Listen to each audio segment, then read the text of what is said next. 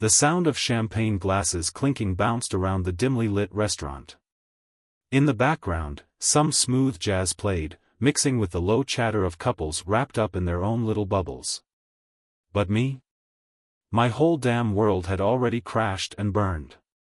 There she was, Nicole, my wife of 13 years, giggling, practically glowing, her hand resting real cozy-like on some guy's wrist. I didn't know his face, but deep down, I knew exactly who he was. I stood there by the entrance, clutching this envelope tight in my fist. My heart was pounding like a freaking war drum. I took a slow, deep breath, plastered on a fake smile, and every fiber in me was yelling to flip their table right over. But nah, I wasn't about to let her see me lose it. This was my time to shine. I strolled over to their table, cool as a cucumber. Nicole's eyes flicked up at me, and for a split second, I caught something in them, maybe shock, maybe guilt, hell, maybe even a flicker of fear, but she buried it fast under that smug little grin I'd grown to hate. "Nathan," she said, acting all surprised like she hadn't orchestrated this whole damn show, "what brings you here?" I flashed her a grin, the kind that throws you off, the kind that screams "I've got your number." "Congrats on finally getting free," I said, sliding that envelope across the table like it was no big deal. Her lover, this preppy jackass with slicked back hair and a suit that probably cost more than my truck, raised an eyebrow but kept his mouth shut. Nicole paused before grabbing it, her fingers shaking just a tad. She tore it open. That cocky look on her face? It melted away as she read what was inside. Then, dead silence. For once in months, she didn't have a single lie or snarky comeback, just this blank, wide-eyed stare at those DNA test results. I kept my voice rock steady. "You couldn't wait to ditch me, could you? So damn excited to chase your fairy tale ending. But before you skip off with Mr. Perfect over there, there's a little something you ought to know." Her lips parted, but nothing came out. Her face went pale as a ghost, and I could practically see her brain scrambling for a way to wiggle out of this mess. "Thing is," I went on, pulling up a chair and plopping down across from her, "I've had this figured out for a while now. Those late nights, your sudden obsession with the gym, the way you started acting like I was invisible in my own house, I saw it all. I gave you every shot to fess up, Nicole, but you wouldn't. You never do." Her lover, Jason, I think his name was, leaned in close. "What's this all about?" he snapped. Nicole's throat did this little bob thing. "It's nothing," she muttered, barely audible. "Just a mix-up." "A mix-up?" I let out a dry, bitter laugh. "Nah, babe, the only mix-up was you thinking you could bury this forever." I kicked back in my chair, soaking in the sight of her falling apart, loving every second of it. This wasn't just about her screwing around, it was the lies, the mind games, the years she spent twisting me up. She'd made me feel like I was the crazy one, like I was losing it. And now? Here we were. I grabbed my drink, took a slow sip, and let the quiet hang heavy. "Go ahead, Nicole. Tell Jason what's in there." She shook her head, her nails clawing into the table, her breathing all quick and shallow. "Nathan, let's talk somewhere else," she pleaded. I smirked again. "Nope, I reckon Jason's earned the right to hear it. You were so gung-ho about building your shiny new life with him, seems only fair he gets the full scoop." I saw it hit her, the moment she knew she was done for. Panic took over, her fists balled up, her eyes bouncing around the restaurant like she was hunting for an exit. But there wasn't one. I got up, smoothing out my jacket. "Have a blast celebrating," I said, giving the envelope a little pat. "Looks like you got everything you were after." Then I turned and walked off, leaving her to choke on the pile of lies she'd built. Jason snatched the envelope before Nicole could yank it back, his eyes darting over the page. That smug, know-it-all vibe he had? It started to waver, replaced by a puzzled frown. "What in the hell is this?" he barked, his voice carrying more bite this time. Nicole lunged for his hand, a shaky edge creeping into her tone. "Danny, don't," she pleaded, but it was too late, he was already glued to the words. His face scrunched up as it sank in. He glanced at her, then flicked his eyes back to me, his jaw clenching tight. "This for real?" he growled, barely keeping the anger bubbling under his cool exterior in check. I just gave him a nod, watching Nicole squirm like a bug under a magnifying glass as her perfect little dream world fell apart. "Nathan's just screwing with us," she blurted out, clawing at Jason's arm. "He's pissed off, bitter that I finally walked away from him. You know how he gets." Jason's head whipped toward her. "No, Nicole, I don't have a damn clue how he gets. But I'm starting to figure out who you really are." She flinched like he'd slapped her. I could see the gears spinning in her head, scrambling for some way to spin this, but she was losing her grip, and she knew it. I leaned in a bit, dropping my voice so only they'd catch it. "Here's the deal, Jason," I said, letting each word roll out slow and smug. "Nicole's got a real talent for stretching the truth. She's damn near a pro, fed me lies for months, probably did the same to you. But this," I tapped the DNA results, "this ain't playing games." Nicole bolted up from her seat, knocking her champagne glass to the floor. It smashed with a loud crash, cutting through the quiet buzz of the other folks eating nearby. "You son of a..." "Watch it," I cut her off, keeping my voice steady and cool as ice. "You don't want to make this more humiliating than it already is." She was fuming, her face all twisted up with rage. I'd never seen her like this, laid bare, helpless. Man, it felt good. Jason shoved his chair back, the legs scraping loud against the tiles. He stared at Nicole like he didn't even know her, his mouth a tight, thin line. "Tell me this ain't true," he said, holding up the paper. "Tell me it's fake, Nicole." She didn't say a word. She couldn't. Instead, she pulled her usual move when she's cornered, tried flipping the whole thing back on me. "Nathan, I knew you'd pull some crap like this," she hissed, jabbing a polished nail my way. "You couldn't stand me moving on, so you cooked this up to trash my night." I chuckled, shaking my head slow. "Oh, Nicole, you're still the same old song, huh? Always twisting things to dodge the mess you made." She spun back to Jason, grabbing his hands tight. "Baby, hear me out, he's doing this to hurt me. He faked it." Jason yanked his hands back like she was poison. "Fine, let's get another test then," he said, his voice flat and hard. "Right now. Prove he's full of it." Panic flashed across her face, and that's when he got it. She stammered, fishing for another excuse, but the game was up. She was toast. I tugged my jacket straight, letting out a slow, easy breath. "Well, this was a blast," I said, taking a step back. "I'll let you two hash it out." With that, I turned and headed out, feeling lighter than I had in forever. Behind me, Nicole's voice cut through, all shrill and frantic. "Jason, please, just let me explain," but no amount of smooth talking was fixing this. She'd built herself a castle of bullshit, and now it was going up in flames. I stepped outside, the chilly night air smacking me in the face. For the first time in months, I could actually breathe easy. My hands weren't shaking anymore. My heart still hurt a little, sure, but it wasn't getting crushed under the weight of her backstabbing anymore. I didn't look back. Whatever mess was unfolding in that restaurant. Not my circus, not my monkeys.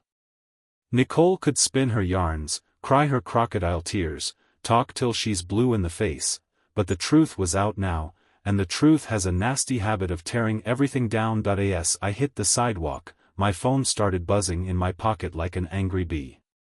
I fished it out, a text from some random number. "Think you came out on top, huh?" Didn't take a genius to figure out it was Nicole. She must have swiped somebody's phone since I'd blocked her the minute I put my signature on those divorce papers. I didn't bother texting back. What was the point? Another buzz came through. You're pitiful, Nathan. Always have been. That's why I bailed on you. I cracked a smirk. If I was a softer guy, maybe that'd have stung, maybe I'd have let her venom chew at my brain and make me doubt myself. But not now, not anymore. A third one popped up. You're gonna wish you hadn't done this. Mark my words. That one almost got a laugh out of me. What was she gonna do? Spin more lies, trash my name around town? She'd already taken all she could grab.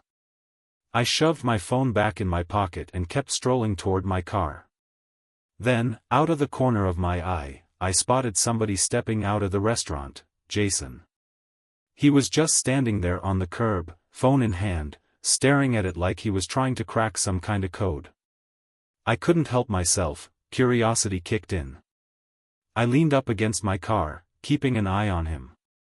He raked a hand through that slick hair of his, shoulders all bunched up tight. Then, real slow, he turned his head and locked eyes with me. For a beat, we just stared, two dumbasses who'd bought the same woman's act. After a second, he started walking my way, stopping a couple feet off. She's nuts, he mumbled. I let out a snort through my nose. Yup. He flicked a glance back at the restaurant. She's still inside, bawling her eyes out, swearing it's not what it seems. A dry, bitter chuckle slipped out of him. Thing is, it's exactly what it damn well seems. I sized him up. He had that look, like his whole life just got turned upside down and shaken hard. I knew it well. I'd stared at that same wrecked face in my bathroom mirror for months. That's her game, I told him. She lies, twists stuff around, makes you think you're the one losing it. He gave a slow nod, scrubbing a hand along his jaw. I really thought she was into me.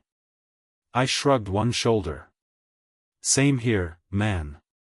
A quiet stretch hung between us. It was weird as hell, standing there with the guy she'd ditched me for, but I wasn't mad, wasn't bitter no more. He'd been just as clueless as me. Jason let out a long breath, then dug into his pocket for his keys. Think I'm gonna get out of Dodge for a bit, he said, shooting me a quick look. You holding up okay?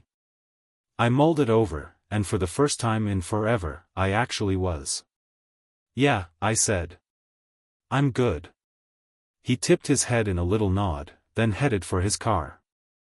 I watched him peel out, leaving Nicole in the dust.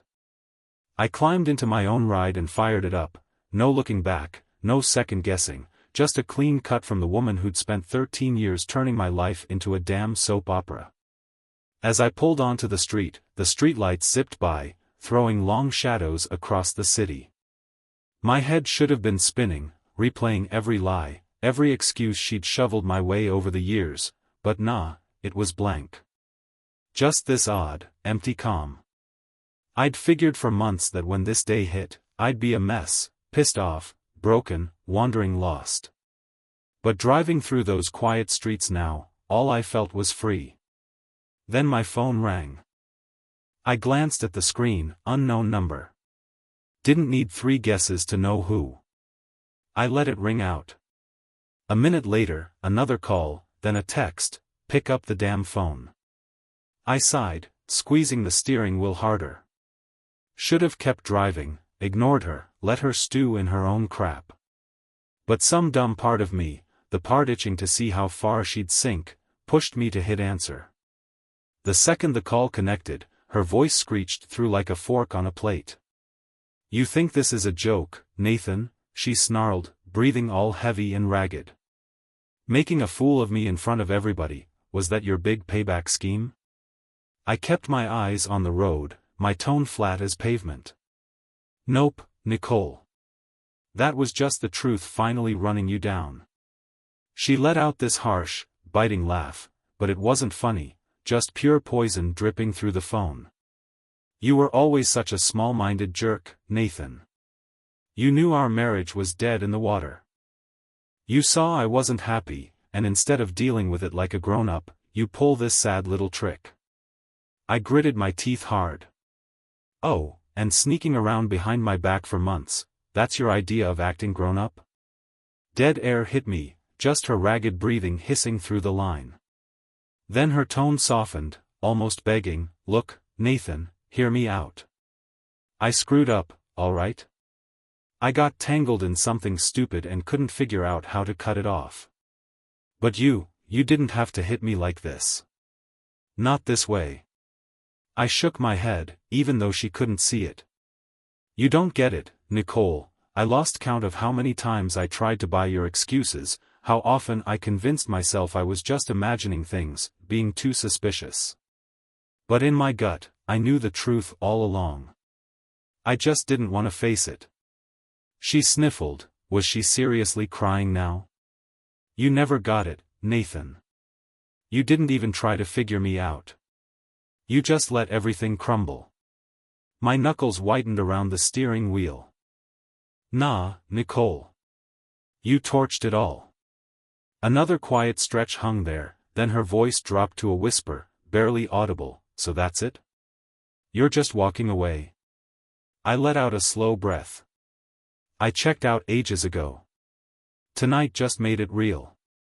She didn't say anything for a sec. Then, sharp as a knife, her words sliced through, "You're gonna wish you'd never done this." I chuckled under my breath. "Nope, Nicole. The only thing I'm kicking myself over is giving you 13 years of my life." I hit end, and this time, I didn't even glance at the phone. Cutting that call felt like slamming a steel gate on everything she'd ever meant to me. No more head games, no more doubts, just sweet, empty quiet. And man, it hit like a cold beer on a hot day.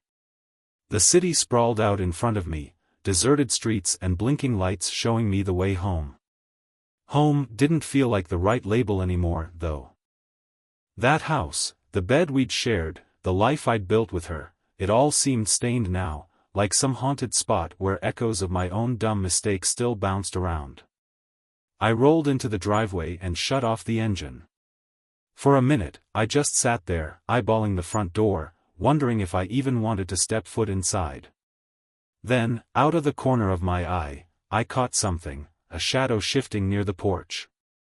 My whole body tensed up, my brain jumping to every crazy possibility. Nicole, had she lost it enough to tail me here? Or Jason, still reeling from the night's chaos? But when my headlights lit up the figure, I saw it wasn't either of them. It was a woman, not her. She stood there, arms folded, rocking back and forth on her feet like she wasn't sure she belonged. The second I climbed out of the car, she looked up, and my chest did a weird little squeeze. Samantha, my buddy's ex-wife. We hadn't swapped words in months, not since her own marriage went down in flames almost as ugly as mine did. Her eyes raked over me, picking up whatever mess she could read on my face. Then, with a sly little grin, she said, "Looks like I ain't the only one flying solo now." I blew out a breath, dragging a hand through my hair. "What brings you here, Ash?" She shrugged, tossing a quick glance at the house. "Thought you might be up for a beer or two." I paused. The last thing I needed was more drama, another tangle to trip over. But then again, maybe she had a point. I stepped to the side, jerking my head toward the door. "Come on in." She flashed a smile and trailed me inside. For the first time all night, Nicole wasn't even a blip in my head. I locked the door behind us and chucked my keys onto the counter. Samantha padded after me into the kitchen, her heels tapping on the tiles, her gaze sweeping the room like she was hunting for something, maybe traces of Nicole still floating around. She wouldn't find a damn thing. I'd already scrubbed that woman out of this place. Samantha propped herself against the counter, arms crossed, eyeing me as I grabbed a bottle of whiskey and a couple of glasses from the cabinet. She didn't look the same as the last time I'd seen her. There was something harder about her now, like she'd walked through fire and came out tougher, a little sharper around the edges. She took the glass I handed her and gave me a once-over. "You've got the face of a guy who just buried a body." I cracked a grin. "Worse than that, I spilled the truth. She arched a brow, sipping her drink. That rough, huh? I plopped down at the table, rolling the glass between my palms. She was out celebrating with him, you know. Our anniversary was just last week, and tonight she's clinking glasses with some jackass she's been sneaking around with for months. Samantha didn't even blink, guess she'd been in my shoes before. Did you tear her world apart? She asked, tilting her head a bit. I let out a dry laugh. Oh, you bet. Dropped a DNA test right in front of her new boy toy, blew her little fairy tale to smithereens. She breathed out slow, shaking her head. Man, I'd have paid to watch that go down. Wish you'd been there, I said with a shrug. Thing is, I figured I'd feel more. I don't know, good about it. She nodded, taking another sip. Yeah, turns out getting even doesn't patch up the holes. I locked eyes with her. So what does? She went quiet for a beat, then flashed a small, sour smile. Still working on that one. A hush fell over us, not weird or tense, just two folks sitting in the rubble of their busted-up lives, trying to piece it together. Then Samantha plunked her glass down and leaned in a touch. What's your next move? I let out a breath through my nose. I thought about it, Nicole, all I'd lost, and all the crap I'd just cut loose. Next, I quit pouring my energy into somebody who never earned it to begin with. Samantha studied me for a long second, then smirked. That's a solid plan. She grabbed the bottle, topped off our glasses, and lifted hers in a quiet toast. I tapped mine against it, and for the first time in ages, I didn't feel like I was underwater. The whiskey stung going down, but it was the right kind of sting, the kind that jolted me awake, reminded me I was still kicking, still here despite the mess. Samantha settled across from me, her fingers brushing the edge of her glass, her face a blank slate I couldn't quite read. Ever wonder what you'd say to her if you got one last shot? She tossed out of nowhere. I snorted, kicking back in my chair. To Nicole? She gave a little nod. I swirled the whiskey in my glass, mulling it over. Yeah, I admitted. I'd tell her I hope she tracks down whatever she was chasing, 'cause it damn sure wasn't me. Samantha tilted her head, chewing on that. You reckon she feels bad about it? I let out a flat chuckle. Nicole? Feel bad? Nah. The only thing eating at her is getting busted. She smirked, clinking her glass to mine again. Here's to that. We knocked back our drinks. The quiet stretched out, but it wasn't awkward, just two battle-scarred survivors hanging out in the fallout, wondering what's around the bend. Then Samantha sighed and set her glass down. You know, it's kinda wild. What's that? She shot me a look, something sharp and knowing in her eyes. You and me, parked here, sipping whiskey over the ghosts of our exes. I grinned. Wild ain't the word I'd pick.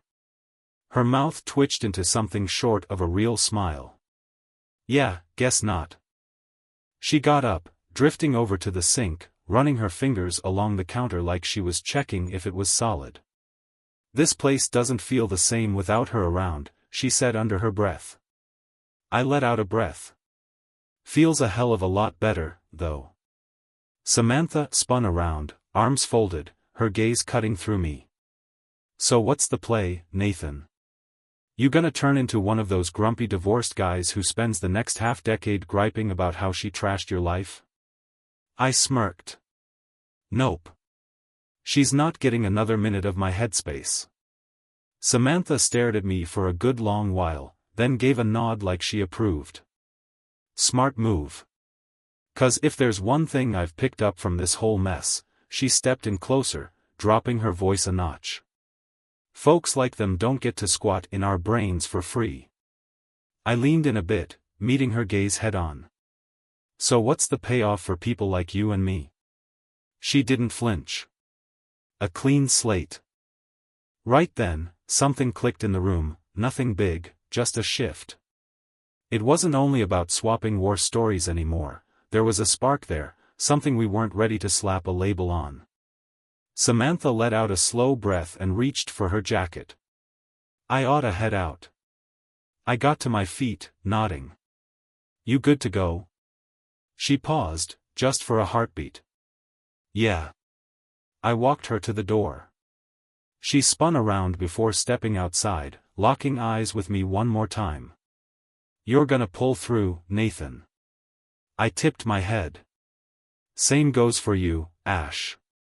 Then she was gone. I stood there a minute, staring at the empty space where she'd been, the soft buzz of the night wrapping around me. For the first time in 13 years, I was flying solo, and for the first time in 13 years, that didn't scare me one bit. After Samantha took off, the house went quiet, but it wasn't the choking kind of hush I was used to, not the kind that had me braced for Nicole's next lie to come crashing down. This was calm, easy. I wandered back to the kitchen, snagged the whiskey bottle, and poured myself one more round. Bed was calling, but sleep wasn't in the cards yet.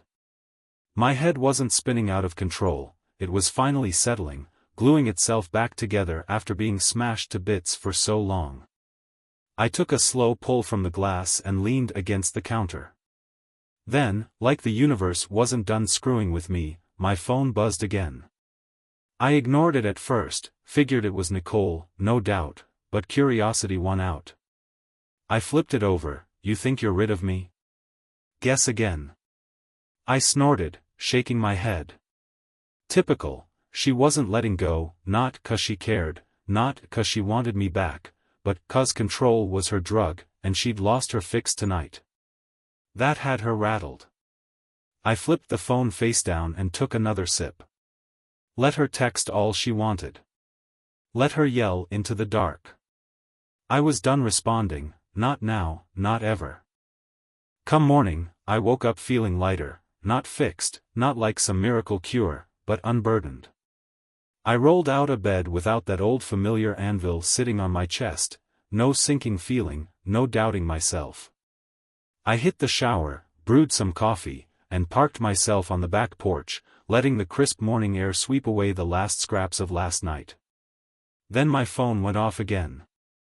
I groaned, figuring Nicole was back at it, but when I glanced at the screen, I frowned, a local number I didn't know. I picked up. Nathan, it's Jason. I blinked, thrown for a loop. Hey. What's going on? A beat of silence, then his voice came through, steady but eerie.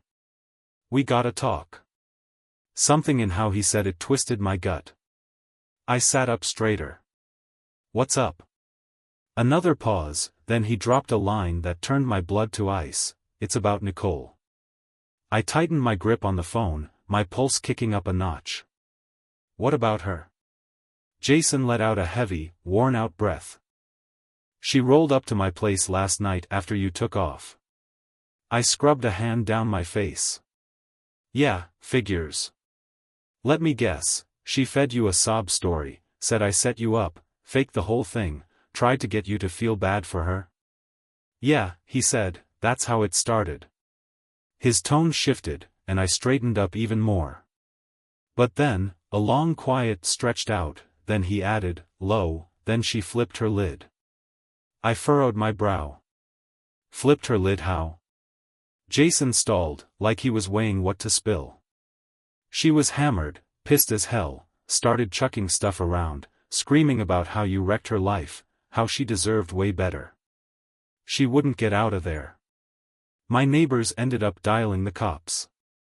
I blinked hard. The cops? Yeah, Jason grumbled. She didn't exactly play nice when they showed up. I let out a low whistle, shaking my head. Man, oh man. Nicole had always been a pro at twisting things, always crying victim, but this? This was a whole new ballgame. Jason sighed, sounding worn out. Guess she crashed in a holding cell overnight. They cut her loose this morning, but, he stopped short, like he wasn't sure how to spit out the rest. But what? You better watch your back, Nathan, he said, his tone turning stone-cold serious. She was ranting some wild stuff about you, shit that didn't even add up. She's not just mad. She's fixated. My spine stiffened. Fixated how? Jason dropped his voice low. She swore she's not quitting till she makes you wish you'd never crossed her. A slow, icy chill crept through my chest. This wasn't just some salty ex scrambling to save her pride, this was darker, uglier. I got up, pacing the length of my porch. You think she's really gonna do something? Jason paused. I can't say for sure. But I know she ain't finished with you. I blew out a breath through my nose, clutching the phone tight. Nicole had already chewed up 13 years of my life, she wasn't getting another damn second. Appreciate the heads up, I said after a beat. But she doesn't scare me. Jason let out a dry, empty chuckle. Might want to rethink that. The call cut off. I dropped the phone to my side, staring at it for a long stretch. Then I scanned the street, empty cars, quiet corners, lurking shadows. For the first time since this mess kicked off, I felt it, that prickly vibe, like somebody's eyes were burning holes into me. I stood there, phone still in my fist, sweeping my gaze over the road. The sensible part of me said I was jumping at ghosts, Nicole wasn't hiding in the shrubs, ready to pounce.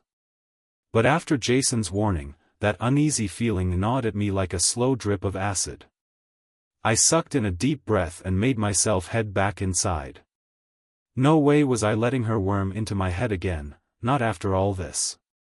I went through my morning routine, shower, clothes, coffee, but everything felt off, like some shadow was trailing me just out of reach. Then, right as I sat down to skim my emails, my phone buzzed again. Nicole. A text, I'm not through with you. I stared at the screen, my jaw locking up tight. Another one rolled in, think you came out on top, Nathan? Think this is finished? It ain't. You don't even know what's headed your way. I let out a slow breath, swiping the messages away without a reply. Let her howl into the abyss, I wasn't gonna give her the kick of seeing me bite. But as I set the phone down, something snagged my eye outside the window, a car parked across the street. Not one of the neighbors, and it sure as hell wasn't there when I stepped out earlier. I got up, easing over to the glass.